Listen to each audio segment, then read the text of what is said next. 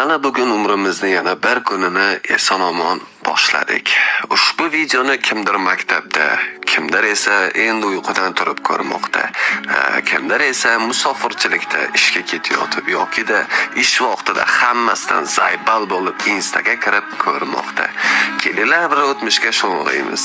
Esinglardami? Birinchi publicni skachat qilganimiz. Kimdir G2 Ice, kimdir esa Huawei va legendarniy Poco'ga ushbu o'yinni o'rnatganmiz. Hammani bir boy o'rtog'i bo'ladi.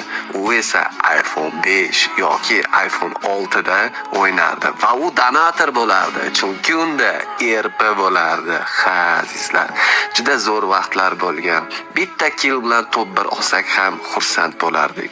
Hozir o'sha kayfni menimcha 50 ta kill ham bera olmasa kerak. Open case qilmasdik. Yangi narsa kelsa ochib emas, ichidagi skinni ko'rib kayf ko'rardik. Hozir ancha yutsi solishga aqlimiz yetadi-yu, lekin uydagilarimiz o'sha pulni kutib o'tirmoqda. Kimni esida birinchi druzyaga qo'shgan qiz, adashmasam menda Kapriska degan qiz edi. Singilcham edi, odobli va yaxshi qiz edi. Bilmadim, balki u yerga tegib ketgan bo'lsa kerak. Sizda kim bo'lgan birinchi druzyaga qo'shgan qizingiz? Bitta kommentga yozib keting.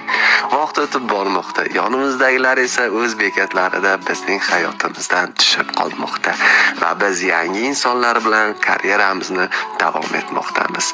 Kimdir bu gaplar bilan o'tmishini eslab siqilib qo'ygan bo'lsa, uzr. Jonlaring sog' bo'lsin. Maksimal aktiv bo'lib tursanglar bas. Bundan ham zo'r kontentlar chiqarishga va'da beraman.